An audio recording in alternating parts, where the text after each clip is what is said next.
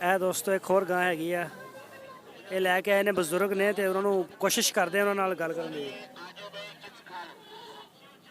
ਔਰ ਉਹਨਾਂ ਨਾਲ ਗੱਲ ਕਰਦੇ ਆ ਉਹਨਾਂ ਨੂੰ। अस्सलाम वालेकुम। अस्सलाम वालेकुम। अस्सलाम वालेकुम। वालेकुम सलाम। अच्छा बाबा जी कित्थों लैके आए ने आह? ਇਹ ਲੈ ਕੇ ਆਇਆ ਚੀਚਾ ਉਤਰੀ ਅੱਡਾ ਗਾਜ਼ੀਆਬਾਦ। किन्नियां लैके आए सी गाइयां? ਹੋਰ ਵੱਛੀਆਂ ਹੈਗੀਆਂ ਨੇ ਗਾਂ ਕੱਲੀ ਹੈ। अच्छा ये गां इत्थों खरीदी है कि लैके आए हैं? ਇੱਥੇ ਵੇਚਣ ਦੀ ਹੈ। बेचनी है? ਹਾਂ किन्ने मंग रहे हैं? ਇਹਨੇ ਮੰਗਦੇ ਆ ਕਿ 10 ਸਾਲ ਲੇਕਿਨ ਵੇਚਣੀ 90 95 ਦੀ ਹੈ। दुध किन्ना है एक टाइम का? ਦੋ ਇੱਕ ਟਾਈਮ ਦਾ ਦੁੱਧ ਹੋਵੇਗਾ 6-7 ਸਿਰ एक टाइम का? ਇੱਕ ਟਾਈਮ ਦਾ 10 ਸਿਰ ਦੁੱਧ ਹੋਵੇਗਾ ਦੋ ਟਾਈਮ। एक घर दी है बाहरों खरीदी? ਖਰੀਦੀ ਹੈ। अच्छा बाहरों खरीदी। नस्ल केड़ी है ये? ਇਹ ਹੈਗੀ ਹੈ ਚੋਲਸਤਾਨ। चोलस्तानी। फाइनल 90-95 हज़ार च दे दोगे? ਹਾਂਜੀ उम्र किन्नी का है दी? ਇਹਦੀ ਉਮਰ ਦੂਜੇ ਸੂਏ। ਦੂਜੇ ਸੂਏ। ਠੀਕ ਹੋ ਗਿਆ। ਇਹ ਦੋਸਤੋ ਗੱਲਬਾਤ ਸੁਣੀ ਤੁਸੀਂ ਬਾਬਾ ਜੀ ਦੀ ਔਰ ਦੂਸਰੇ ਸੂਵੇ ਆ ਚੋਲਸਤਾਨੀ ਤੇ 6-7 ਕਿਲੋ ਦੁੱਧ ਉਹਨਾਂ ਨੇ ਦੱਸਿਆ ਇੱਕ ਟਾਈਮ ਦਾ। ਤੇ ਚੱਲਦੇ ਆ ਅੱਗੇ ਹੋਰ ਕਿਸੇ ਦੋਸਤ ਕੋਲ ਔਰ ਉਹਨਾਂ ਦੇ ਕੋਲੋਂ ਪਤਾ ਕਰਦੇ ਆ ਰੇਟ ਜਾਣਦੇ ਆ ਤਾਜ਼ਾ ਸੂਈਆਂ ਹੋਈਆਂ ਗਾਈਆਂ ਦਾ ਉਹ ਵੀ ਤੁਹਾਡੇ ਨਾਲ ਸ਼ੇਅਰ ਕਰਦੇ ਆ। अस्सलाम वालेकुम। वालेकुम सलाम। ਅੱਛਾ ਇਹ ਸਰ ਕਿੰਨੀਆਂ ਗਾਈਆਂ ਲੈ ਕੇ ਆਏ ਸੂਈਆਂ ਹੋਈਆਂ? ਇਹ ਇੱਕ ਲਿਆ ਜੀ।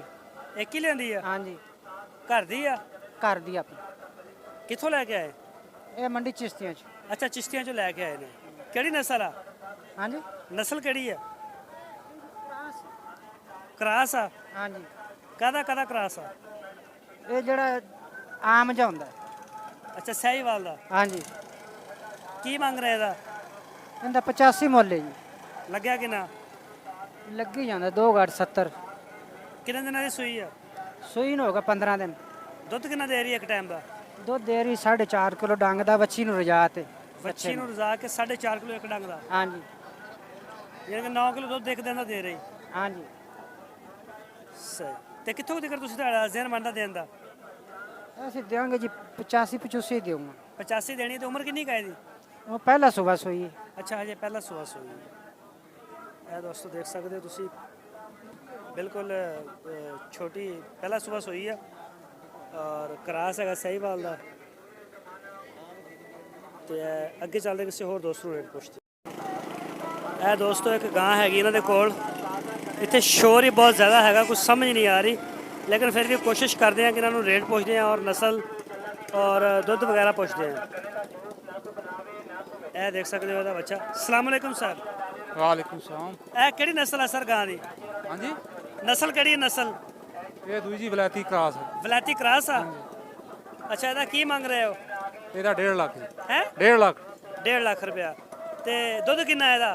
ਦੁੱਧ ਹੈ ਕੋ 15 ਕਿਲੋ ਦੋ ਟਾਈਮ ਦੋ ਟਾਈਮਾਂ ਦਾ। ਆ ਪਿੱਛੇ ਬੱਚਾ ਕਿ ਬੱਚੀ? ਬੱਚਾ ਹੈ। ਇਹਨੂੰ ਪਿਆ ਕੇ ਹਾਂਜੀ ਹਾਂਜੀ ਸ਼ੋਰ ਕਾਫੀ ਜ਼ਿਆਦਾ ਹੈ ਹੋ ਸਕਦਾ ਮਸਲਾ ਹੋਵੇ ਸਾਡੇ ਵੀਵਰਸ ਨੂੰ ਦੇਖਣ ਦਾ। ਇਹ ਮੈਂ ਗਾਇ ਤੁਹਾਨੂੰ ਦਿਖਾ ਰਿਹਾ ਇਹਦਾ 15 ਕਿਲੋ ਦੁੱਧ ਹੈ ਬੱਚਾ ਇਹਦਾ ਬੱਚੇ ਨੂੰ ਪਿਆ ਕੇ ਔਰ 1.5 ਲੱਖ ਰੁਪਇਆ ਮੰਗ ਰਹੇ ਨੇ ਇਹਦਾ। ਤੇ ਤੁਹਾਨੂੰ ਹੋਰ ਵੀ ਦਿਖਾਉਂਦੇ ਆ ਕਿ ਤਾਜ਼ਾ ਸੂਏ ਹੋਏ ਜਾਨਵਰ ਤੇ ਕੁਛ ਗਾਇ ਜਿਹੜੀ ਹੈ ਉਹ ਥੋੜਾ ਇਹ ਹਵਾਨਾ ਇਹਦਾ ਇਹ ਦੇਖ ਸਕਦੇ ਹੋ ਦੋਸਤੋ।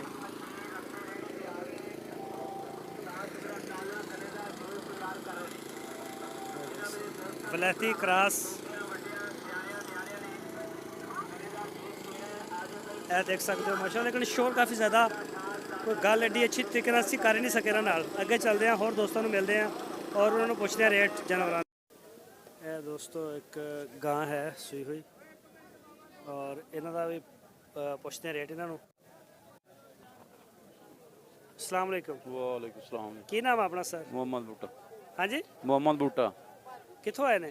271 कमालिटी जिला ਇੱਥੋਂ- टोबा। ਇੱਥੋਂ जिला टोबा ਲੁੱਟਣ ਦਾ ਹੀ ਹੋ ਜਾਣੀ? नहीं जी जिला टोबा। ਕਿੱਥੋਂ? जिला टोबा ਅੱਛਾ ਟੋਬਾ ਟੇਕ ਸਿੰਘ ਚੋਂ। जी। ਕਿੰਨੀਆਂ ਗਾਈਆਂ ਲੈ ਕੇ ਆਏ ਨੇ? 2 ਦੋ। जी। ਇੱਕ ਵੇਗੀ? एक वेग गई एक है ਇਹ ਕਿਹੜੀ ਨਸਲ ਆ? वलैते ਪਿਓਰ ਵਲੈਤਨ? नहीं माड़ा मोटा है रला ਅੱਛਾ ਵਿਚਰਲਾ ਹੈ। जी। ਕੀ ਮੰਗ ਰਹੇ ਇਹਦਾ? 1.5 लाख।